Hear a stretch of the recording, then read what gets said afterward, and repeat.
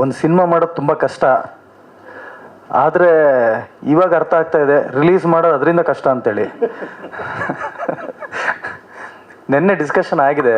ಡಿಸ್ಕಷನಲ್ಲಿ ನಮ್ಮ ಡಿಸ್ಟ್ರಿಬ್ಯೂಟರು ಚಂದನ್ ಸುರೇಶ್ ಅಣ್ಣ ಅವ್ರು ಹೇಳಿದ್ರು, ತುಂಬ ದೊಡ್ಡ ಬಜೆಟಲ್ಲಿ ಸಿನಿಮಾ ಮಾಡಿದ್ದೀರಾ, ಈ ಸಿನಿಮಾಗೆ ನಮ್ಮದು ಒಂದು ಸೆಟಪ್ ಇದೆ, ಆ ಸೆಟಪ್ಪು 30th ನೀವು ರಿಲೀಸ್ ಮಾಡಿದ್ರೆ ಸ್ವಲ್ಪ ಡಿಸ್ಟರ್ಬೆನ್ಸ್ ಆಗುತ್ತೆ, ಇನ್ನು ನಿಮ್ಮ ರಿಸ್ಕು ಏನು ಬೇಕಾದ್ರೆ ಮಾಡಿ ಅಂತ ಹೇಳಿದ್ರು. ಆದರೆ ನೀವು ನನ್ನ ಕೈಲಿ ಕೊಟ್ಟಿದ್ದೀರಾ ನಿಮ್ಮ ಮಗುನ, ಅದನ್ನ ನೋಡ್ಕೊಳ್ಳೋದು ಅದನ್ನು ಬೆಳೆಸೋದೆಲ್ಲ ನನ್ನ ಮೇಲಿರುತ್ತೆ, ನಾನು ಹೇಳೋದನ್ನೇ ಕೇಳಿ ಅಂತ ಹೇಳಿದ್ರು.